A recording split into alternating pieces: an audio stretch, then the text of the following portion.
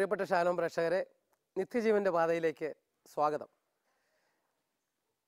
ഒരേ ആത്മാവിൽ ഏക ശരീരമാകുവാൻ മാമോദീസ സ്വീകരിച്ച നാം എല്ലാവരും ക്രിസ്തുവിനോട് ഐക്യപ്പെടുവാൻ വേണ്ടിയാണ് മാമോദീസ സ്വീകരിച്ചതെന്ന് പൗലോസ് അപ്പോസ്തലൻ റോമാലേഖനം 6-ാം അധ്യായത്തിൻ്റെ 4 മുതലുള്ള വാക്യങ്ങളിൽ പറയുന്നുണ്ട്.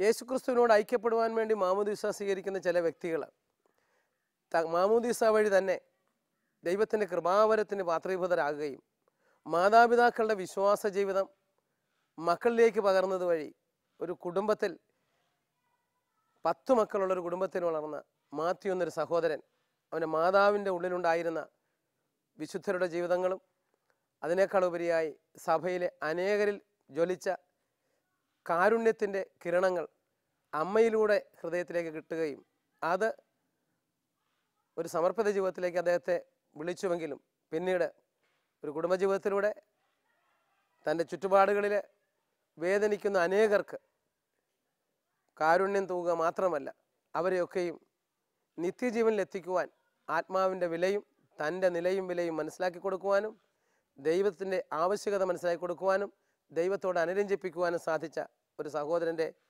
അദ്ദേഹത്തിൻ്റെ കുടുംബത്തിൻ്റെയും മുൻപിലേക്കാണ് നമ്മൾ പോകുന്നത്. അവർ ചെങ്കുളത്ത് മൂന്നാറിനടുത്തുള്ള സ്ഥലത്താണ് ഈ സ്ഥാപനം. നമുക്ക് അങ്ങോട്ട് പോകാം.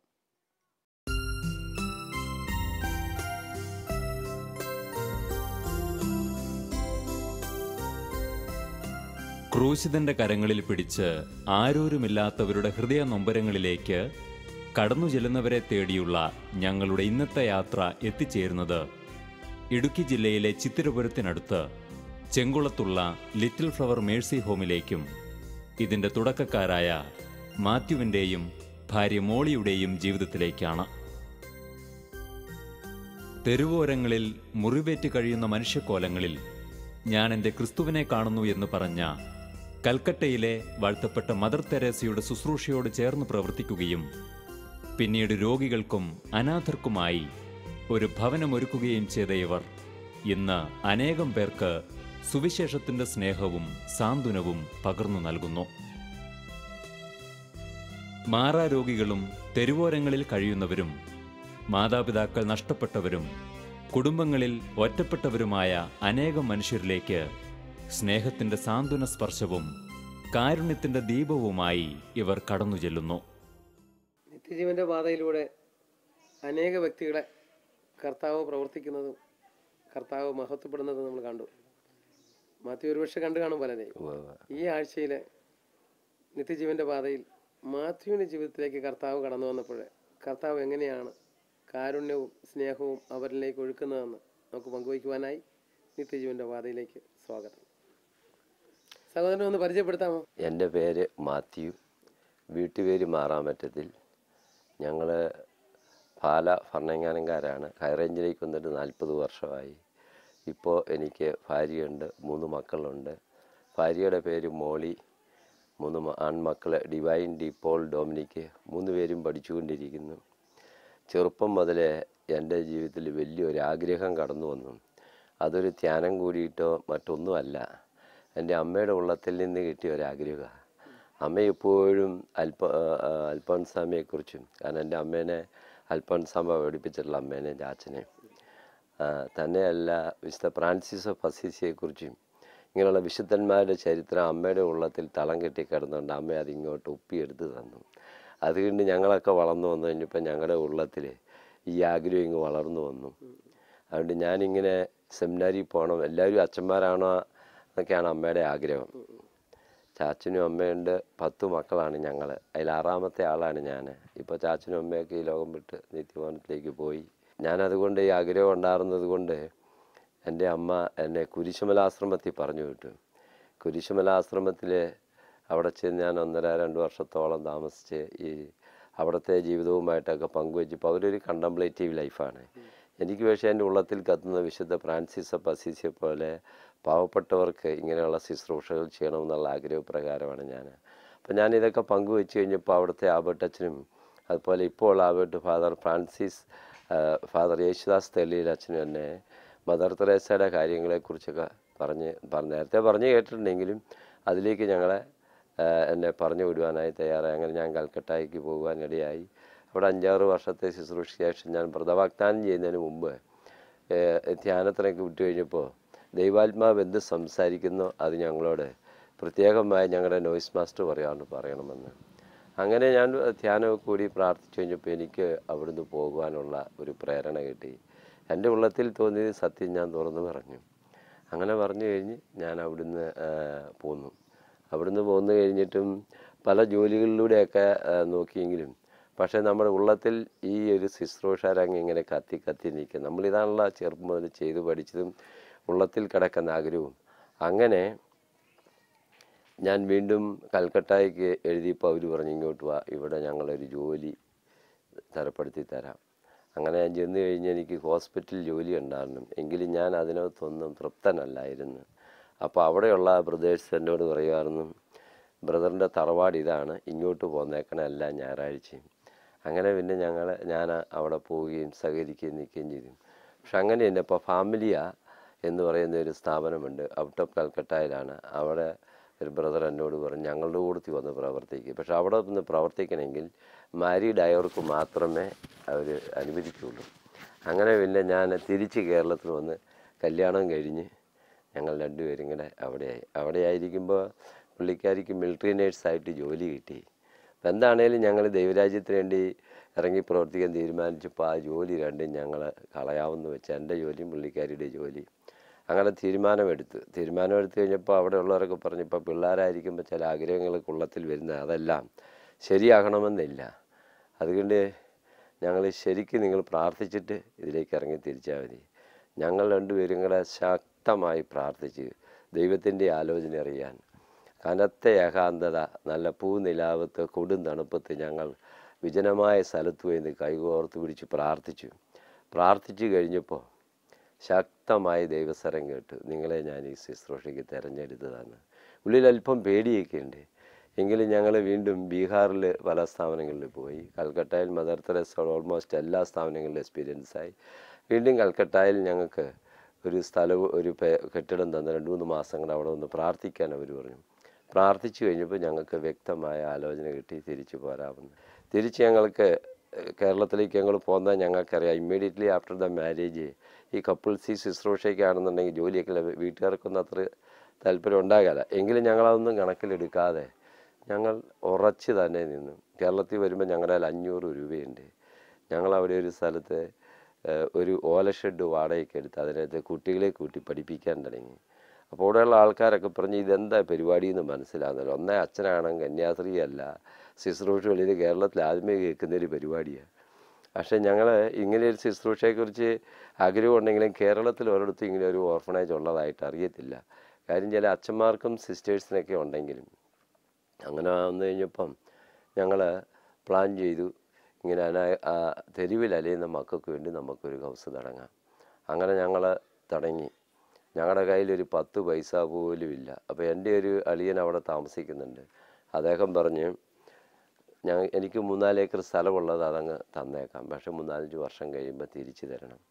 അങ്ങനെ ഞങ്ങൾ ആ സ്ഥലത്ത് ഞങ്ങളൊരു ഷെഡൊക്കെ കെട്ടി അവിടെ തുടങ്ങി. 3-4 വർഷം ശരിക്കും ഞങ്ങളെ അഗ്നി പരീക്ഷയിലൂടെ, അതായത് മരുഭൂമിയിലൂടെ എന്ന പോലെ ഞങ്ങളെ നടത്തി. അത് കഴിഞ്ഞപ്പോൾ ഞാൻ ഓർത്തിഞ്ഞ് ഇത് ദൈവത്തിൻ്റെ പ്ലാൻ അല്ലായിരിക്കും. വളരെ ദാരിദ്ര്യത്തിൻ്റെ പടികുടിയിൽ എത്ര കാലം ഇങ്ങനെ ജീവിക്കും, വരുന്നവരെല്ലാം കുറ്റപ്പെടുത്തുന്ന ഒരു അനുഭവം. ഇങ്ങനെ ഒരു അനാഥാലയം വേറെ ഒരിടത്തും കേട്ടിട്ടുമില്ല. അങ്ങനെ ആയിക്കഴിഞ്ഞപ്പോൾ ഞങ്ങൾ അന്നേരം എൻ്റെ സിസ്റ്റർ തൃശ്ശൂരുണ്ട്, അവർ വന്നപ്പോൾ പറഞ്ഞു, ഇങ്ങനെ പോട്ട എന്ന് പറയുന്ന ഒരു സ്ഥലമുണ്ട്, നീ ഒന്ന് അവിടെ ഒന്ന് പ്രാർത്ഥിക്കാമോ? അവിടെ ഒന്ന് പ്രാർത്ഥിച്ചു കഴിഞ്ഞാൽ എന്തെങ്കിലും മാറ്റം വരുമായിരിക്കും. കാര്യം ഞങ്ങൾക്ക് വിശ്വാസവും പ്രാർത്ഥനയൊക്കെ ഉണ്ടെങ്കിലും ഉറപ്പങ്ങോട്ട് വരുന്നില്ല. ഞാൻ അവിടെ ചെന്ന് കഴിഞ്ഞപ്പോൾ നായിക്കമ്പറമ്പിലച്ഛനും മനക്കലച്ഛനും അവിടെ പന്തലിരുന്ന് കുറച്ച് ആൾക്കാരേ ഉള്ളൂ, തലയിൽ കൈവച്ച് പ്രാർത്ഥിക്കുന്നു. ഞങ്ങളും അങ്ങനെ ചെന്ന് കഴിഞ്ഞപ്പോൾ ഞങ്ങളുടെയും തലയിൽ കൈവെക്കുകയും പ്രാർത്ഥിക്കുകയൊക്കെ ചെയ്തെങ്കിലും ഞങ്ങൾ പറഞ്ഞ് അച്ഛനോട് വിവരമെല്ലാം പറഞ്ഞപ്പോൾ അച്ഛൻ പറഞ്ഞു, തലയിൽ കൈവച്ച് പ്രാർത്ഥിച്ചു വിട്ടു. തലയിൽ കൈവച്ച് പ്രാർത്ഥിക്കാൻ വന്നതല്ല, ദൈവത്തിൻ്റെ ശക്തമായ സ്വരം കേൾക്കണം. അപ്പോൾ രാത്രിയിൽ ആരാധന നടക്കുന്നുണ്ട്, അങ്ങോട്ട് കയറി വരാൻ പറഞ്ഞു. ആരാധന നടക്കുന്ന സ്ഥലത്ത് കയറി ചെന്നപ്പോൾ അച്ഛൻ ശരിക്ക് തലയിൽ കൈവച്ച് പ്രാർത്ഥിച്ചിട്ട് ദൈവാലോചന പറഞ്ഞു, ഇത് ദൈവത്തിൻ്റെ പരിശുദ്ധാത്മാവാണ് നിങ്ങളെ ഇറക്കി വിട്ടിരിക്കുന്നത്. അതുകൊണ്ട് ഇത് കർത്താവിൻ്റെ ഫീൽഡിൽ നിങ്ങളൊരു സ്റ്റെപ്പ് പുറകോട്ട് വരുന്ന ശക്തമായ സ്വരത്തിൽ പരിശുദ്ധാത്മാവ് നിങ്ങളോട് സംസാരിക്കുന്നു. പാവപ്പെട്ടവർക്ക് ഭക്ഷണം കൊടുക്കുന്നത് ഒരിക്കലും സ്വർഗത്തിലെ ദൈവം തടയത്തില്ല. അതുകൊണ്ട് നിങ്ങൾ വെച്ച കാലം മുന്നോട്ട് വെക്കും, മുന്നേറണം. ഞങ്ങൾക്ക് വലിയൊരു ധൈര്യമായി. ദൈവത്തിൻ്റെ സ്വരം കേട്ട് ഞങ്ങൾ തിരികെ പോന്നു. അതിനുശേഷം ആ പലരും കൂടി ഞങ്ങൾക്ക് 3-4 ഏക്കർ സ്ഥലം വാങ്ങിച്ചു തന്നു. പിന്നെ അതിനകത്ത് ഓരോ കെട്ടിടവും വെച്ച് തന്നു. അതായത് അവിടെ ആ കാണുന്ന ഓരോന്നും ഓരോരുത്തർ നല്ല മനസ്സിൻ്റെ ഉടമകൾ വന്ന് സഹായിച്ച് ചെയ്തു തന്ന ഞങ്ങൾ തീരുമാനമെടുത്ത്, കർത്താവ് ഇതിനു വേണ്ടി ഞങ്ങളൊരു പിരിവിട്ട് ഒരിടത്തൂടെ ഇറങ്ങിയേല. നീ ഞങ്ങളെ പറഞ്ഞയച്ചതാണെങ്കിൽ ഞങ്ങൾക്കൊരു സംഘടനയുടെ സമുദായത്തിൻ്റെയോ മതത്തിൻ്റെയോ ഒന്നും പിൻബലമില്ലാതെ സ്വർഗത്തിലെ ദൈവം നൂലേൽ ഇറക്കിയ പോലെ ഞങ്ങളെ സഹായിക്കണം. തികച്ചും ഞങ്ങൾക്ക് വലിയ കടബാധ്യതയൊന്നും ഇല്ലെങ്കിലും ദൈവം ഞങ്ങളെ ഓരോ ദിവസവും ഞങ്ങൾ പ്രാർത്ഥിക്കും. കാരണം ഈ വചനത്തിൽ പറയുന്നത് പോലെ വസ്ത്രവും ഭക്ഷണവും ഉണ്ടെങ്കിൽ ഉള്ളത് കൊണ്ട് തൃപ്തിപ്പെടാം. പിന്നെ ഇത്രയൊരു സമൂഹമായിട്ട് ജീവിക്കുമ്പോൾ അതുകൊണ്ട് മാത്രം നടക്കില്ല എന്ന് നമുക്കറിയാം. ഞങ്ങൾ പ്രാർത്ഥിക്കും. ഞങ്ങളെ അസ്വസ്ഥപ്പെടുത്തുന്ന ഭാരപ്പെടുത്തുന്ന ഏത് വിഷയമാണ് ആ വിഷയത്തിന് ഞങ്ങൾ അന്നേരം തീരുമാനമെടുക്കും. ദൈവസന്നിധിയിൽ മുട്ടുമടക്കാം. അവിടെ ഇരുന്ന് കണ്ണുനീരോടെ പ്രാർത്ഥിക്കാം. അവിടെ ഇരുന്ന് ഉപവസത്തോടെ പ്രാർത്ഥിക്കും. വരുന്നവരോടും പോകുന്നവരോടും നമ്മുടെ ദാരിദ്ര്യവും ബുദ്ധിമുട്ടും പറഞ്ഞിട്ടൊന്നും പരിഹാരമല്ല. സ്വർഗത്തിലെ ദൈവം നമുക്ക് ഇട്ട് തന്നാൽ അതൊരു അത്ഭുതകരമായ തരമായിരിക്കും. അങ്ങനെ ഞങ്ങൾ ഒരു രോഗിയെടുത്ത് 2 രോഗിയെടുത്ത് അങ്ങനെ ആയി ഇപ്പോൾ ഒരു 250-ലധികം ആൾക്കാർ അവിടുന്ന് മരിച്ചു പോയിട്ടുണ്ട്. അപ്പോൾ അതിലേറെ ആൾക്കാർ ഇപ്പോൾ അവിടെയുണ്ട്. ഇപ്പോൾ കൽക്കട്ടയിലൊക്കെ പലരെയും ഞങ്ങൾ എടുക്കുകയും ശുശ്രൂഷിക്കുകയും മദർ തെരേസയുടെ പല സ്ഥാപനങ്ങളിലും ഇത്ര ശുശ്രൂഷകൾ ചെയ്തിട്ടുണ്ടെങ്കിലും ഡൈയിങ് ഇൻസ്റ്റിറ്റ്യൂഷനിൽ ഇതുപോലെ ചീഞ്ഞളിഞ്ഞ ആൾക്കാരെയൊന്നും ഞാൻ സ്വന്തം അവിടെ ഞാൻ പരിചരിച്ചിട്ടില്ലെങ്കിൽ ഞങ്ങളുടെ സ്വന്തം ഭവനത്തിൽ ഇതുപോലെ പരിചരിക്കാൻ സാധിച്ചില്ല. അപ്പോൾ അവിടെ ഞങ്ങൾക്ക് വലിയ സൗകര്യങ്ങളൊന്നും ഇല്ലെങ്കിലും പല രോഗികളെയും ഞങ്ങൾ എടുത്തുകൊണ്ട് വന്നിരിക്കുന്നത് പലയിടത്തും അഴുകി പുഴുത്ത് ചീഞ്ഞളിഞ്ഞ് കിടക്കുന്നവരെയാണ്. അപ്പോൾ ഈ മൂന്നാറിലൊക്കെ ഓരോരുത്തർ ഇവിടെ വന്ന് ഞങ്ങളോട് പറഞ്ഞതനുസരിച്ച് ഞങ്ങൾ രോഗിയെ വരാനായിട്ട് ടാക്സി ആയിട്ട് ചെന്ന് കഴിഞ്ഞപ്പോൾ അതായത് ഒരു കൂഴച്ചക്കപ്പഴം താഴോട്ട് വീണാൽ എങ്ങനെയിരിക്കും അതേ അവസ്ഥയിലാണ്. അപ്പോൾ ഓരോരുത്തർ പറഞ്ഞു ഇങ്ങനെ ചീഞ്ഞളിച്ച് പുഴുവരിച്ചിരിക്കുന്നതാണെങ്കിലും ഈ രോഗിയെ എടുത്ത് ഇതിൻ്റെ കിഡ്നിക്കൊന്നും കുഴപ്പമില്ല, ഇതെടുത്ത് അമേരിക്കയ്ക്ക് അയച്ചാൽ സാമ്പത്തിക സഹായം വരും, അതിന് വേണ്ടിയിട്ടുള്ള ട്രിക്കാണ്. ഇതൊന്നും ഈ സ്നേഹം പ്രതിബന്ധം അറിയുന്നില്ല എന്ന് പറഞ്ഞാൽ ഞങ്ങൾ ഇതൊന്നും കൂട്ടാക്കാൻ പോയില്ല. ഞങ്ങളെ കൊണ്ടുവന്ന ടാക്സിക്കാരൻ പറഞ്ഞ് എനിക്ക് ഇതുവരെ ഓടിയതിന് ഒന്നും തരണ്ട, പക്ഷേ മേലെ എന്നെ ഇതുപോലുള്ള ഓട്ടത്തിന് വിളിച്ചേക്കരുത്. ഞങ്ങൾ എടുത്തു കൊണ്ടുവന്ന് ഒരു തുണി മേടിച്ച് പൊതിഞ്ഞെടുത്ത് ഞങ്ങൾ ആശുപത്രി കൊണ്ടുവന്ന് കഴിഞ്ഞപ്പോഴത്തേന് അവിടുത്തെ ഡോക്ടർ പറഞ്ഞു നിങ്ങൾ എന്തിനാണ് ഇത്തരമുള്ള ആൾക്കാരെയൊക്കെ എടുക്കുന്നത്, അതുമല്ല വഴിയിലും കിടന്ന് മരിച്ചു നോക്കുള്ളല്ലേ. അപ്പോൾ അങ്ങനെയെങ്കിലൊക്കെ പറഞ്ഞെങ്കിലും ഞങ്ങൾ ആ രോഗിയെ എടുത്തു കൊണ്ടുവന്ന് ഞങ്ങൾ ശുശ്രൂഷിച്ച് അറിയാവുന്ന മരുന്നൊക്കെ കൊടുത്ത് ഞങ്ങൾ മുട്ടുകുത്തി നിന്ന് പ്രാർത്ഥിച്ചു. ഒരു പ്ലാസ്റ്റിക്കിൻ്റെ പുട്ടി വിരിച്ചിട്ട് എണ്ണയൊഴിച്ച് അതേ കിടത്തി. കാരണം പിടിക്കാൻ ഒരിടവും ഇല്ല, പിടിക്കുന്നോടം പുതപ്പേൽ തുണിയിലിരിക്കും. 3 ആഴ്ച കഴിഞ്ഞപ്പോൾ അദ്ദേഹത്തിൻ്റെ വൂൺസ് എല്ലാം ഡിസപ്പിയറായി. ഭയങ്കര അത്ഭുതകരമായ രോഗശാന്തി. ഒരു കുടുംബത്തിലെ അംഗങ്ങളെപ്പോലെ മതത്തിൻ്റെയും സംസ്കാരത്തിൻ്റെയും അകലങ്ങളില്ലാതെ സ്നേഹത്തിൻ്റെ സുഗന്ധം അതൊന്നു മാത്രം ഇവരെ ഇവിടെ ഒന്നിപ്പിക്കുന്നു. കിടപ്പ് രോഗികളും കുഞ്ഞുങ്ങളും അടങ്ങുന്ന ഒരു വലിയ സമൂഹം ഈ കൂടാരത്തിൽ ഒന്നിച്ചു ഭക്ഷിച്ചും പ്രാർത്ഥിച്ചും കഴിയുന്നു. എവിടെയോ നഷ്ടപ്പെട്ടു പോയ സ്നേഹവും വാത്സല്യവും പരിചരണവും നൽകുവാനായി ഈ ദമ്പതികൾ ഇവരോടൊപ്പം കുടുംബസമേതം ഇവിടെ ജീവിക്കുന്നു. വാസ്തവത്തിൽ പലയിടത്തും ചില സ്ഥലത്ത് ചെല്ലുമ്പോൾ സ്ത്രീകൾ മാത്രമായിരിക്കും, ചിലയിടത്ത് പുരുഷന്മാർ മാത്രമായിരിക്കും. ഇദ്ദേഹത്തിന്റെ ഈ സ്ഥാപനത്തിൽ ഇപ്പോഴേ 4 വിങ്ങിലും കുട്ടികൾക്കും സ്ത്രീകൾക്കും പുരുഷന്മാർക്കും ഒക്കെ വ്യത്യസ്തമായ രീതിയിലാണല്ലോ കാര്യങ്ങൾ ചെയ്യുന്നത്. ഇതൊക്കെ എങ്ങനെ ഇതുപോലെ ഡെവലപ്പ് ചെയ്തെടുക്കാൻ പറ്റുന്നെന്ന് പറയാമോ? ഇതൊക്കെ ഡെവലപ്പ് ചെയ്ത് ദൈവത്തിൻ്റെ വലിയൊരു അത്ഭുതകരമായ പ്രവൃത്തി എന്ന് വേണം പറയാൻ. ആദ്യം ഞങ്ങൾ തെരുവിൽ അലയുന്ന മക്കൾക്ക് വേണ്ടിയിട്ടാണ് തുടങ്ങിയതെങ്കിലും പിന്നീട് ആ പ്രദേശത്തുള്ള മൂന്നാർ, അടിമാലി, രാജാക്കാട്, വള്ളത്തോലി പ്രദേശത്തെ പോലീസുകാർ ഇങ്ങനെയുള്ള സ്ത്രീകളെ പിടിച്ചുകൊണ്ട് വരും. അപ്പോൾ അങ്ങനെ സ്ത്രീകളെ പിടിച്ചുകൊണ്ട് വരുമ്പോൾ സ്ത്രീകൾക്കായിട്ട് ഹൗസ് ഇല്ല എന്ന് പറയുമ്പോൾ ഒരു 2 ദിവസത്തേന് ഇവിടെ പോയി ഞങ്ങളൊരു പരിഹാരം ഉണ്ടാക്കുക അതിന് ശേഷം എന്ന് പറയും. അങ്ങനെ വന്നു കഴിഞ്ഞപ്പോൾ ഞങ്ങൾ സ്ത്രീകളെ അവിടെ കീപ്പ് ചെയ്യും. 2 മാസം കഴിഞ്ഞാൽ പോലീസുകാർ പിന്നെ ആ വഴിക്ക് വരത്തില്ല. അങ്ങനെ വന്നു കഴിഞ്ഞപ്പോൾ പിന്നെ ഓട്ടോമാറ്റിക്കായിട്ട് ഞങ്ങൾ സ്ത്രീകൾക്ക് വേണ്ടിയെങ്കിൽ ഒരു ഹൗസ് തുടങ്ങേണ്ടി വന്നു. അത് കഴിഞ്ഞപ്പോഴത്തേന് ഈ പിടിച്ചുകൊണ്ട് വരുന്ന സ്ത്രീകളുടെ കൂടെ 2 കുട്ടികൾ കാണും, ഒരാൺകുട്ടിയും ഒരു പെൺകുട്ടിയും. ഇവരെ 2 ഒരു ഹൗസിൽ പാർപ്പിക്കാൻ പറ്റില്ല. 3 പേര് ഒന്നായിട്ട് വന്നെങ്കിലും 3 പേരെയും പിന്നെ 3 ആയിട്ട് നിർത്തണം. അതുകൊണ്ട് പിന്നെ ഗേൾസിനും ബോയ്സിനും കൂടി വേണ്ടി തുടങ്ങേണ്ടി വന്നു. ഇപ്പോൾ അങ്ങനെ അതുകൊണ്ട് 4 സ്ഥാപനമായിട്ട് അതേ സെയിം കമ്പൗണ്ടിൽ തന്നെ പ്രവർത്തിക്കുന്ന സെപ്പറേറ്റ് ബിൽഡിംഗ് ആണ്. 4 യൂണിറ്റ് 4 എണ്ണവും 4 സ്ഥാപനമായിട്ടാണ് ഗവൺമെൻറ് അംഗീകരിച്ചിരിക്കുന്നത്. ഗവൺമെൻറ്റിൻ്റെ എല്ലാവിധ അംഗീകാരവും സർട്ടിഫിക്കറ്റുകളും ഉള്ളതാണ്. അപ്പം 4ആയിട്ട് തന്നെയാണ് പ്രവർത്തിക്കുന്നത് ഒരു കമ്പൗണ്ടിൽ തന്നെയാണെങ്കിലും. പിന്നെ എല്ലാ ഹൗസിലും ഈ 2 ശുശ്രൂഷകരെയുണ്ട് ഇൻചാർജായിട്ടാക്കിയിരിക്കുന്നത്. ഞാൻ സെക്രട്ടറി ആയിട്ടാണ്. അങ്ങനെ ഞങ്ങളുടെ ശുശ്രൂഷകൾ മുന്നോട്ട് പോകുന്നത്. നിങ്ങൾ കുടുംബസമേതം ഇവരോട് കൂടി തന്നെയാണ് താമസമൊക്കെ? 24 hours ഞങ്ങൾ ഇവരോട് കൂടിയാണ് ഞങ്ങളുടെ ജീവിതം. ഒത്തിരി സന്തോഷകരമായ ജീവിതം ഇവരോടൊത്തുള്ള പ്രവർത്തനങ്ങളും ജീവിതം. ചിലപ്പോൾ ഒത്തിരി വേദനിക്കാനുള്ള വകയൊക്കെ ഇവരിൽ നിന്ന് കിട്ടും.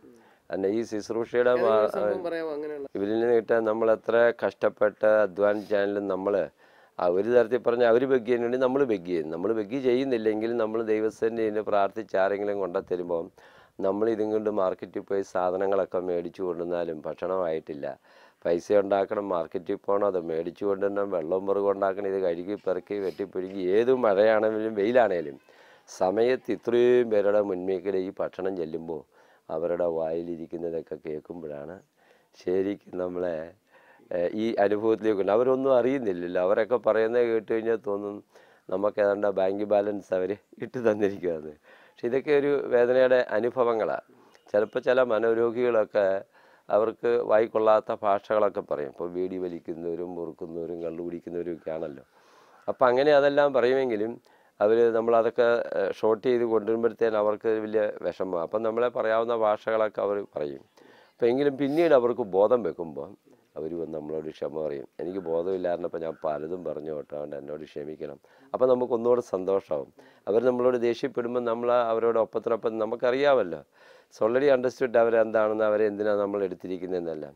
അതുകൊണ്ട് ഞാൻ പറഞ്ഞത് ഇത് ഒത്തിരി ഇതിലത്തെ ഈ ശുശ്രൂഷകളെക്കുറിച്ചൊക്കെ ഇപ്പോൾ അവിടെ വരുന്ന ആൾക്കാരൊക്കെ ഇപ്പം ഇങ്ങനെ ഈ നവീകരണ ധ്യാനത്തിലേക്ക് വരുന്നവരൊക്കെ ഒരാഴ്ച 2 ആഴ്ച കഴിയുമ്പോൾ വചനമൊക്കെ പറയുന്നെങ്കിലും ധ്യാനമൊക്കെ ഉള്ളും പച്ചയായ ജീവിതത്തിലേക്ക് ഇറങ്ങിത്തിരിക്കുമ്പോൾ ഈ ബുദ്ധിമുട്ടുകളൊക്കെ കാണുമ്പോൾ ഈ അഴുകിപ്പുഴുത്തവരെയും ചീഞ്ഞ് കിടക്കുന്നവരെ അവരുടെ വായിലിരിക്കുന്ന നാക്കും മാക്കും ഒക്കെ കേട്ട് കഴിയുമ്പോൾ പൈപ്പിട്ട് പോവും, അല്ലെങ്കിൽ ഇട്ടിട്ട് പോവും.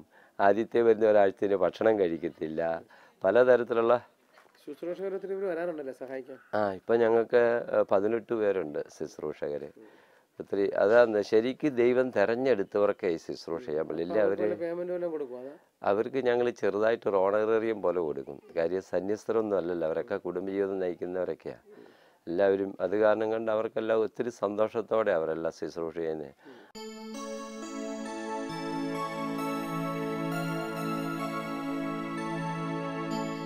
സ്നേഹത്തിൻ്റെയും സാഹോദര്യത്തിൻ്റെയും ഒരു പുത്തൻ സമൂഹം രൂപീകരിക്കാൻ ഇവരെ സഹായിക്കുവാൻ അനേകം ശുശ്രൂഷകരും ഇവരോടൊപ്പം പങ്കുചേരുന്നു. സ്വർഗത്തിലെ ദൈവം നൽകുന്ന മന്നയെ നോക്കി മുന്നോട്ടു പോകുന്ന ഈ കൂട്ടായ്മയോട് ചേർന്ന് നിന്ന് ഇവർ കരങ്ങളുയർത്തി പ്രാർത്ഥിക്കുന്നു. ഇവിടുത്തെ ശുശ്രൂഷകളിൽ സഹായിക്കുവാനും ദിവ്യകാരുണ്യ സ്നേഹം പകർന്നു നൽകുവാനും ബഹുമാനപ്പെട്ട ജോസ് പുൽപ്പറമ്പിൽ അച്ഛനും ഈ കൂടാരത്തിൽ സേവനം ചെയ്യുന്നു. വ്യക്തികൾ എന്ന നിലയിൽ നമുക്ക് സന്തോഷം തോന്നുന്ന ഏതെങ്കിലും സംഭവങ്ങൾ പറയാനൊക്കെ? വളരെ സന്തോഷമായ കാര്യമുണ്ട്. അടിമാലിയിലെ ഒരു വ്യക്തി രാത്രിയിൽ ഒരു മർച്ചൻ്റുകാരൻ എന്നെ വിളിച്ചിട്ട് പറഞ്ഞു, ബ്രദറെ ഓടി എത്തണം, എന്നെ ഒന്ന് സഹായിക്കണം. ഇവിടെ മരത്തേന്ന് ഇവനെ ഒരു ചെറുപ്പക്കാരനോട് താലൂക്ക് ഹോസ്പിറ്റലിൽ അഡ്മിറ്റ് ചെയ്ത് കിടക്കുക. അവൻ്റെ ഈ ബട്ടോക്കിൻ്റെ അവിടെ ഒരു വലിയൊരു മുറിവുണ്ട്. അവൻ അവിടുന്ന് രാത്രി കഞ്ഞി കുടിക്കാൻ പുറത്തിറങ്ങി വന്നു കഴിഞ്ഞപ്പോൾ ഇതൊരു ബുക്ക് സ്റ്റാളാണ്. ബുക്ക് സ്റ്റാളിൽ വന്ന് അവൻ പേന മേടിക്കാനായിട്ട് വന്നപ്പോൾ അവനൊരു പേന എടുത്ത് അവനെ ഉടുപ്പിനകത്തിട്ട് ഒരു 150 രൂപയുടെ പേന. എന്നിട്ട് അവനൊരു 10 രൂപയുടെ പേന എടുത്ത് പിടിച്ചിട്ട് പറഞ്ഞു, ഇതിനെത്രയാണെന്ന് വെച്ചാൽ പറഞ്ഞേക്കാൻ പറഞ്ഞു. അപ്പോൾ ആ കടക്കാരൻ വന്നിട്ട് അവനെ പെറലേക്ക് പിടിച്ചു കഴിഞ്ഞാൽ ആ പേന ഇങ്ങെടുത്ത് അതിൻ്റെ പൈസ ഇങ്ങെടുത്ത്. കാരണം അവനെ എന്നിട്ട് ഇവൻ്റെ ഒരു തത്തിയിൽ വെച്ച് കൊടുത്തു. ഇവൻ്റെ ഈ ബട്ടോക്ക് നിറച്ച് വിൺസ് ഉണ്ടായിരുന്നില്ല. അവൻ ആ റോട്ടിലിരുന്ന് 2 നിരക്കം മൊത്തം ബ്ലഡായി. അവൻ എന്നിട്ട് അവിടെ ഇരുന്നുകൊണ്ട് പറഞ്ഞു, നാട്ടുകാരെ ഓടിവായോ, ഈ കടക്കാരൻ എന്നെ തല്ലിക്കൊല്ലേന്ന്. അവിടെ ഉണ്ടായിരുന്ന പോലീസുകാരും ആൾക്കാരും മുഴുവനും ഓടിക്കൂടി. അപ്പോൾ ഈ കടക്കാരൻ്റെ എതിരെ തിരിഞ്ഞു. എന്നിട്ട് ഇവൻ കൊണ്ട് കേസ് കൊടുത്തു. ലാസ്റ്റ് നിന്ന് വകുപ്പിൽ ഈ കടക്കാരന് ഇവന് 15,000 രൂപ കൊടുക്കണം. ഒരൊറ്റ നിമിഷം കണ്ട്. അപ്പോൾ ഈ പുള്ളി എന്നെ വിളിച്ച് ഞാൻ പറഞ്ഞു, ശാന്തമായി ഞങ്ങൾ പ്രാർത്ഥിക്കാം, നാളെ രാവിലെ ഞാൻ വരാം, ഇപ്പോൾ രാത്രിയല്ലേ. പിറ്റേ ദിവസം ഞാനൊരു സഞ്ചിയൊക്കെ തോളയിലിട്ട് ഒന്നും അറിഞ്ഞില്ലാത്ത മട്ടി ചെന്നപ്പോൾ ഇവൻ്റെ ഒരു വടിയൊക്കെ കുത്തി അതിൽ നടപ്പുണ്ട്. ഞാൻ ഈ സഞ്ചിക്കകത്ത് ബ്രെഡ് കേട്ട് സഹോദരൻ എന്നാ വേണ്ടി വിശേഷം ആരെങ്കിലും എനിക്ക് ആരുമില്ല അതായത് എന്നൊക്കെ പറഞ്ഞു. ആരുമില്ലെങ്കിൽ എൻ്റെ കൂടത്തിൽ പോരെ എന്നൊക്കെ പറഞ്ഞ് ഞാൻ അവനെ സൂത്രപ്പെറ്റി പറഞ്ഞ് ആംബുലൻസെ കയറ്റി ഞാൻ വീട്ടിൽ കൊണ്ടുവന്നു.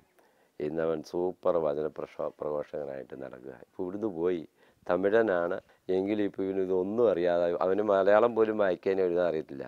പക്ഷേ ബൈബിള് മാത്രം വായിക്കാൻ ഇപ്പോൾ അവനറിയാം. ഓരോരുത്തരുടെയും വേദനകൾ കേട്ട് കഴിഞ്ഞ ദൈവമേ, അവരുടെ കണ്ണുനീരും വേദനയും ആരറിയുന്നു? അപ്പോൾ അതുകൊണ്ട് ഇവർക്ക് വേണ്ടി ശുശ്രൂഷ ചെയ്യാൻ നോക്കുമ്പോൾ ഈ ശുശ്രൂഷ മാത്രമല്ല, പുറത്തുള്ള അനേകം ആൾക്കാർ, ദമ്പതിമാർ വിവാഹം നടക്കാൻ പറ്റാതെ കുട്ടികളില്ലാതെ പല തരത്തിലുള്ള ഹെൽപ്പുകൾ ചോദിച്ച ആൾക്കാർ വരുന്നത്. ഞങ്ങൾക്ക് അവരെ കൊണ്ടൊന്നും സാമ്പത്തികമായി സഹായിക്കാൻ പറ്റില്ലെങ്കിലും അവർക്കെല്ലാം ദൈവത്തെ കൊടുത്തു വിടാൻ പറ്റുന്നുണ്ട്. അനേകരും അത് വരുന്നത് ഇവിടെയും കൂടെ ചോദിച്ചിട്ട് എടുക്കുന്നില്ല, ആത്മഹത്യ ചെയ്തേക്കാം. അപ്പോൾ അവിടെ വഴി മുട്ടി അവർക്കൊരു പ്രത്യാശയ്ക്കുള്ള കച്ചിത്തുരുമ്പുണ്ടാക്കി കൊടുത്തു കഴിയുമ്പോൾ വളരെ വ്യക്തമാണ്. ഞങ്ങളുടെ അടുത്ത് ഇതുപോലൊരു ദിവസം ഒരു ചെറുപ്പക്കാരി പെണ്ണ്, അവൾക്കൊരു കുട്ടിയുണ്ട്. ആ കുട്ടിയെ കൊണ്ടുവന്ന് അങ്കമാടി വിട്ട് വെച്ച് അവൾ ഒരു കൊണ്ട് കയറുമായിട്ട് പോവുക. അത് ഞങ്ങൾക്ക് ഒരു സിമിത്തേരി ഉണ്ട് അവിടെ, മരിക്കുന്നവരെയൊക്കെ അവിടെ അടക്കും, മുസ്ലിംസ് ഒഴികെ ബാക്കി എല്ലാവരും അവിടെ അടക്കും. അവിടെ വന്ന് ഇവൾ ആത്മഹത്യ ചെയ്യാൻ വന്നു കഴിഞ്ഞപ്പോൾ ഇവളെ ഞങ്ങളുടെ ഓഫീസിലേക്ക് എന്തോ ഒരു കാന്തശക്തി പോലെ ഇവളെ അങ്ങോട്ട് വലിച്ചു. ഇവളോടി വന്ന് എൻ്റെ കാൽപാദത്തും വന്നുകൊണ്ട് ഞാൻ ഓർത്ത് ദൈവം ഇതെന്താ സംഭവിക്കും, ഇത് ഏത് വന്നാൽ ഈ പെണ്ണിനെ ഞാൻ പിടിച്ച് എണീപ്പിച്ചു. അപ്പോൾ എൻ്റെ ഭാര്യ അപ്പുറത്തൊരു മുറിയിൽ പ്രാർത്ഥിക്കുന്നുണ്ടാണ്, അങ്ങോട്ട് കൊണ്ട് അവളോട് വിവരങ്ങളെല്ലാം ചോദിച്ചു. പൗള് പറഞ്ഞു എൻ്റെ ഭർത്താവ് എന്നെ ഉപദ്രവിക്കുക, കൊല്ലാൻ തുടങ്ങുക, അങ്ങനെ എങ്ങനെയാണെന്നെല്ലാം ചരിത്രങ്ങളെല്ലാം പറഞ്ഞു കഴിഞ്ഞു. ഇവളെ ഞങ്ങൾ എണീപ്പിച്ചിരുത്തി വെള്ളമൊക്കെ കുടിക്കാൻ കൊടുത്ത് വിവരങ്ങളെല്ലാം പറഞ്ഞു കഴിഞ്ഞു. ഇനി എനിക്ക് ചാകണ്ട, ഇനി എനിക്ക് ആകാശവും ഭൂമിയും ഉള്ളിടത്തോളം കാലം, ഞാൻ ഈ ഭൂമിയിലുള്ളിടത്തോളം കാലം എനിക്ക് മരിക്കണ്ട, ഇനി എന്നാ ഭർത്താവ് ഉപദ്രവിച്ചാലും ഇല്ല. അങ്ങനെ ഒരുപാട് പേർക്ക് അത്തരത്തിലുള്ള ശുശ്രൂഷകൾ ഞങ്ങൾക്ക് ചെയ്യാൻ പറ്റുന്നതിൽ ഞങ്ങൾക്ക് ഒത്തിരി സന്തോഷമുണ്ട്. ഞങ്ങൾ ഇങ്ങനെ കമ്മിറ്റി കൂടിയൊക്കെ തീരുമാനിക്കുക, നമ്മളിങ്ങനെയുള്ള മനുഷ്യർക്ക് ശുശ്രൂഷ ചെയ്യുമ്പോൾ എന്തിനാ ഇത് ചെയ്യുന്നത്? ചുമ്മാതെ അവരുടെ പച്ചമാംസത്തിന് കുറേ ഭക്ഷണം പിരിവെടുത്തിട്ട് കൊണ്ട് കൊടുക്കുന്നതിലപ്പുറം അവർക്കിപ്പോൾ നമ്മൾ ഈ നിത്യജീവൻ്റെ പാതയിലേക്ക് അവരെ നമുക്ക് വിടാൻ പറ്റുന്നില്ലെങ്കിൽ നമ്മുടെ ഈ ശുശ്രൂഷ കൊണ്ട് ഒരു കാര്യമില്ല. അതുകൊണ്ട് ഏത് വേദനിക്കുന്ന വ്യക്തി അവരുടെ ജീവിതം ക്ലാസ് കല്ലേലെറിഞ്ഞ പോലെ തകർന്നാണ് വരുന്നത്. അപ്പോൾ അവർക്കെല്ലാം ദൈവത്തെ കൊടുത്തെങ്കിൽ വ്യക്തിപരമായി സംസാരിച്ച് അവരുടെ മുറിവുകൾ ഉണക്കുക എന്ന് പറഞ്ഞാൽ അവരെ മൊത്തത്തിൽ നമ്മൾ കൂട്ടിയിരുത്തി സംസാരിച്ചാലും അത്രയൊന്നും ആകത്തില്ല. അപ്പോൾ എന്നോടാ പറയുന്നതെന്നുള്ള ടച്ചിങ്, കാരണം പല മതക്കാർ, പല ഭാഷക്കാർ, പല ദേശക്കാർ, അങ്ങനെ കൾച്ചറും നേച്ചറും എല്ലാം ഡിഫറെൻ്റ്. അപ്പോൾ ഓരോ വ്യക്തിയെ വിളിക്കണം. വ്യക്തിയെ വിളിച്ച് അവരുടെ ഹിസ്റ്ററികളെല്ലാം പഠിച്ചു വരുമ്പോൾ അവരുടെ ഹൃദയത്തിലെ മുറിവുകൾ നമുക്ക് ദൈവവചനം കൊടുത്ത് പ്രാർത്ഥിച്ചത് പുറത്തിയടിക്കാൻ പറ്റുള്ളൂ. അങ്ങനെ പുറത്തിയാടുമ്പോൾ അവരുടെ സന്തോഷം കാണണം. ഞങ്ങൾക്ക് ഇനി ഈ ലോകത്തിൽ എന്നാ വേണ്ടത്? അപ്പം നിങ്ങൾ എത്രയോ അമൂല്യരാണ്, വിലപ്പെട്ടവരാണ് എന്നുള്ളത് അവർക്ക് ബോധ്യം കൊടുക്കുമ്പോഴാണ് അവരെ ശരിക്കും സ്പർശിക്കുന്നത്. അപ്പോൾ അവർക്ക് സൗന്ദര്യമായി, അപ്പനുണ്ട്, അമ്മയുണ്ട്, ആരുമില്ല. അപ്പോൾ എല്ലാവരും ഉണ്ടാകുന്ന ഇപ്പോൾ ആരുമില്ല. ഇനിയിപ്പോൾ ഈ വാർദ്ധക്യത്തിലാണ് അവരുണ്ടാക്കാൻ പോകുന്നത്. ഇനി അത് നടക്കത്തില്ല. അതുകൊണ്ട് നമ്മൾ ഇത്രയും കാലം ചെയ്ത് കൂട്ടിയതിന് പരിഹാരം ചെയ്ത് നിത്യഭവനത്തിലേക്ക് പോകാനുള്ള ഒരുക്കം അതുകൊണ്ട് നമുക്ക് ചെയ്യാവുന്നതൊക്കെ ചെയ്ത് ആരോടും വെറുപ്പും വൈരാഗ്യം ഒന്നും വേണ്ട. അപ്പം ഇതെല്ലാമായിട്ടാണ് കഴിഞ്ഞുകൂടിയേ. അങ്ങനെ താങ്ങാൻ പറ്റാത്ത വിധത്തിലുള്ള മുറിവുകളുമായിട്ടാണ് ഓരോ മനുഷ്യരും കഴിഞ്ഞുകൂടുന്നത്, ഇങ്ങനെയുള്ള രോഗികൾ. അപ്പോൾ അത് സ്ത്രീകളെ നോക്കുക എന്ന് പറഞ്ഞാൽ പുരുഷന്മാരെ നോക്കുന്നതിൻ്റെ 10 ഇരട്ടി പാടാണ്. കാരണം ഇപ്പോഴത്തെ ഗവൺമെൻറ്റിൻ്റെ നിയമങ്ങളും കാര്യങ്ങളുമൊക്കെ കാരണം സ്ത്രീകൾക്കെന്ന് പറഞ്ഞു കഴിഞ്ഞാൽ ഈ സൂയിസൈഡ് ടെൻഡൻസി കൂടുതലാണ്. പിന്നെ നമ്മുടെ സ്ഥാപനങ്ങൾക്കൊന്നും വലിയ ജയിൽ പോലത്തെ മതിൽക്കെട്ടുകളൊന്നുമില്ല. അപ്പോൾ ഇതിലെ വെള്ളം ചാടിപ്പോവുകയോ എന്ത് വേണമെങ്കിലും കാണിക്കാം. അപ്പോൾ ഏത് സമയത്തും എന്തും സംഭവിക്കാം. അപ്പോൾ അതുകൊണ്ട് ഞങ്ങൾ ഇത് 24 hours പ്രാർത്ഥന കൊണ്ട് വേലി കെട്ടിയിരിക്കുക. കാരണം ഇത് പ്രാർത്ഥനയാകുന്ന തൂണയിലാണ് ഇത് നിൽക്കുന്നത്. പല സ്ഥാപനത്തിലും ആത്മഹത്യ ചെയ്ത് ഇറങ്ങി ഓടി അങ്ങനെ ഇതിങ്ങനെ കേൾക്കുമ്പോൾ ഞങ്ങൾ പ്രാർത്ഥിക്കും. രാവിലെ തന്നെ ഓരോ രോഗികളെയും ഞങ്ങൾ സമർപ്പിച്ച് പ്രാർത്ഥിക്കും. ഒരു ദുർവാർത്ത കേൾക്കുവാൻ നമ്മൾ മുഖാന്തരമല്ല നമ്മുടെ സ്ഥാപനത്തിൽ നിന്ന് ഒരു കാലത്തും ഉണ്ടാകരുത്. അങ്ങനെ ഞങ്ങൾ പ്രാർത്ഥിച്ച് വേലി കെട്ടി പ്രാർത്ഥനയാകുന്ന തൂണയിലാണ് ഇത് നിൽക്കുന്നത്. ഇതിലെന്തെങ്കിലും ഒരു ഇളക്കം തെറ്റി, പ്രാർത്ഥനയ്ക്ക് ഇളക്കം തെറ്റിയാൽ മൊത്തം പോയി. അത് കണ്ടിട്ട് ഇങ്ങനെ ആ പ്രാർത്ഥനയുടെ ബലത്താലാണ്. ഞങ്ങൾക്ക് സാമ്പത്തികം റെഗുലറായിട്ടൊരു ഫണ്ടില്ല, ഒരു സഹായവും ഒരിടത്തുനിന്നും റെഗുലറായിട്ടില്ല. ഞങ്ങൾ പ്രാർത്ഥിക്കും. ഞങ്ങൾക്ക് സാമ്പത്തികം ഞങ്ങളുടെ ബാങ്ക് അക്കൗണ്ട് ക്ലോസ് ആകുമ്പം ഓരോ ദേശത്തിന് വേണ്ടി ഞങ്ങൾ പ്രാർത്ഥിക്കും. ആ ദേശത്തുള്ള പണമുള്ള ആളെ ദൈവം അവിടെ കൊണ്ടുപോകും. പക്ഷെ അവരറിയുന്നില്ലായിരിക്കും എങ്കിലും ഞങ്ങൾ അവർക്ക് വേണ്ടി ശക്തമായി പ്രാർത്ഥിക്കുക, ആ ഒരു ദേശത്തിന് വേണ്ടി. അപ്പോൾ അതിനകത്ത് നല്ല മനസ്സിൻ്റെ ഒരു ഉടമയെ ദൈവം പിടിച്ച് അവിടെ കൊണ്ടുവരും. അപ്പോൾ അവരെ അരിയോ പൈസയോ തുണിയോ എന്ത് വേണേലും തരും. നേരം മറിച്ച് ചില സ്ഥാപനങ്ങളൊക്കെ ഇന്ന് പിരിവിടുന്നുണ്ടെന്ന് കേൾക്കുന്നത്. ഈ പിരിവിട്ട് പോയി കഴിഞ്ഞാൽ നാട്ടുകാർക്കല്ല അതിൽ വലിയ പരാതികളാണ്. തന്നെയല്ല ഗവൺമെൻറ്റും പറയുന്ന കാര്യം ശരിയാണ്. കുറേ ആൾക്കാരെ എടുത്തു വെച്ചിട്ട് അവർ നേരം വെളുക്കുന്ന രസീത് കിട്ടിയായിട്ട് പോകും.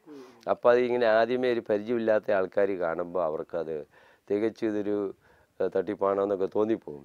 എന്നാൽ അങ്ങനെയൊന്നും തോന്നാതെ നമ്മളിവിടെ ദൈവം ഒരു വ്യക്തിയെ അയക്കുമ്പോൾ ദൈവം അയച്ചു വരുന്ന ഒരു വ്യക്തിക്ക് നമുക്ക് നല്ല മനസ്സോടെ തരാൻ തോന്നുന്നു. അപ്പം വാങ്ങിക്കുന്നവനും കൊടുക്കുന്നവനും ഒരുപോലെ അനുഗ്രഹിക്കപ്പെടുകയാണ്. അപ്പോൾ അവർക്ക് സംശയമില്ല, അവർ നേരിൽ വന്ന് കണ്ട് ബോധ്യപ്പെട്ട് ദൈവത്തിന് കൊടുക്കുന്നത് തുല്യമായിട്ട് അവർ തരുന്നു.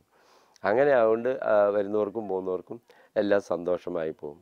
അങ്ങനെ ദൈവ പരിപാലനയിൽ ആശ്രയിച്ചാണ് ഓരോ ദിവസവും ഞങ്ങളുടെ ഈ പ്രവർത്തനങ്ങൾ നടന്നു പോകുന്നത്. വാസ്തവത്തിൽ ഒരു പ്രൊവിഡൻസിലാണ് കാര്യങ്ങൾ പോകുന്നത്. എല്ലാം ദൈവപരിപാലനയുടെ ടോട്ടൽ ഡിവൈൻ പ്രൊവിഡൻസ് മാത്രമേ ഉള്ളൂ. വാസ്തവത്തിൽ ഈ നിത്യജീവന്റെ പാതയിൽ പല വ്യക്തികളെയും കണ്ടുമുട്ടുമ്പോൾ ഓരോ വ്യക്തിയിലും ഒരു യുണീക്കായിട്ടുള്ള തമ്പുരാൻ്റെ ഇടപെടൽ കാണാൻ സാധിക്കുന്നുണ്ട്. നമ്മളെല്ലാവരും യുണീക്കാണല്ലോ, അനന്യമായൊരു ഇടപെടൽ. തീർച്ചയായിട്ടും ബ്രദർ മാത്യുവിൻ്റെ ജീവിതത്തിലൂടെ കടന്നു വന്നപ്പോഴേ ഞങ്ങൾക്ക് കാണാൻ സാധിച്ചത് അതാണ്, ഒരു യുണീക്കായിട്ടുള്ള ഇടപെടൽ. പ്രത്യേകിച്ച് അവരുടെ ഭൗതിക കാര്യങ്ങൾ ശ്രദ്ധിക്കുന്നതിനേക്കാൾ ഏറെ അവരെ സ്വർഗഭവനത്തിന്റെ അംഗങ്ങളാണെന്നുള്ള ബോധ്യം കൊടുക്കാനും അവരെ ദൈവവുമായി അനുരഞ്ജിപ്പിക്കാനും നിങ്ങൾ ശ്രമിക്കുന്നു. തീർച്ചയായിട്ടും ശരീരത്തിൽ ചെയ്താൽ എത്ര വന്ന ചെയ്താലും അതൊരു 3% കൂടുതൽ വരത്തില്ല, അത് ഭൂമിയിൽ അഴുകിത്തീരും. ആത്മരക്ഷയ്ക്കായിട്ട് കൊടുക്കുമ്പോൾ നിത്യസമ്മാനത്തിനായിട്ട് അവരെ ഒരുക്കുകയാണ്, നിത്യജീവനിലേക്ക് ഉയർത്തുകയാണ്.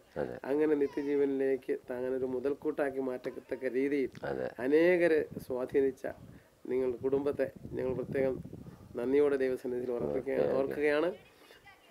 ദൈവത്തിന്റെ വലിയൊരു പ്രവൃത്തിയല്ലേ. ഓക്കെ. വിവിധ ജീവിതാവസ്ഥയിലുള്ള 310ഓളം പേർ ഇവിടെ ഇപ്പോൾ ആശ്രയം തേടിയിരിക്കുന്നു. ചിട്ടയായ പ്രവർത്തനവും ശുശ്രൂഷയും വഴി ഒരു സ്നേഹകൂടാരം ഇന്ന് ഈ ഇടുക്കിയുടെ മഞ്ഞിന്റെ തണുപ്പിൽ സുവിശേഷത്തിന്റെ കുളിർമ പകർന്നു നൽകിക്കൊണ്ട് തിരുസഭയോട് ചേർന്ന് നിന്ന് നിലകൊള്ളുന്നു. ഉണങ്ങാത്ത മുറിവുകളുള്ള ഈ കാലുകൾ കഴുകിത്തുടയ്ക്കുന്ന ഈ ശുശ്രൂഷകരുടെ മനസ്സിലെ ക്രിസ്തുവിന്റെ രൂപം മുറിവേറ്റ ക്രിസ്തുവിന്റെ രൂപമാണെന്ന് നാം തിരിച്ചറിയുന്നു. ക്രൂശിതനെ ശുശ്രൂഷിക്കുന്ന അഭിമാനത്തോടെ കരങ്ങളിൽ മുറുകെ പിടിച്ച ജപമാലയുമായി ഈ വ്യക്തിയും കൂട്ടായ്മയും നമുക്ക് മുൻപിൽ ഒരു മാതൃകയാകുന്നു. സുവിശേഷത്തിന്റെ ജീവിത സാക്ഷ്യങ്ങൾക്ക് ഒരിക്കൽ കൂടി പ്രണാമം അർപ്പിച്ചുകൊണ്ട് ഈ ക്യാമറ സംഘവും മടങ്ങുന്നു. ശിഷ്യനായ യേശു വിളിക്കുന്നു, സാക്ഷിയായി നിന്നെ വിളിക്കുന്നു. കലപ്പയിൽ കൈവച്ചു പിന്തിരിഞ്ഞിടാതെ യേശുവിൻ സാക്ഷിയായി നീ നീങ്ങണം. ശിഷ്യനായ യേശു വിളിക്കുന്നു, സാക്ഷിയായി നിന്നെ വിളിക്കുന്നു. കലപ്പയിൽ കൈവച്ചു പിന്തിരിഞ്ഞിടാതെ യേശുവിൻ സാക്ഷിയായി നീ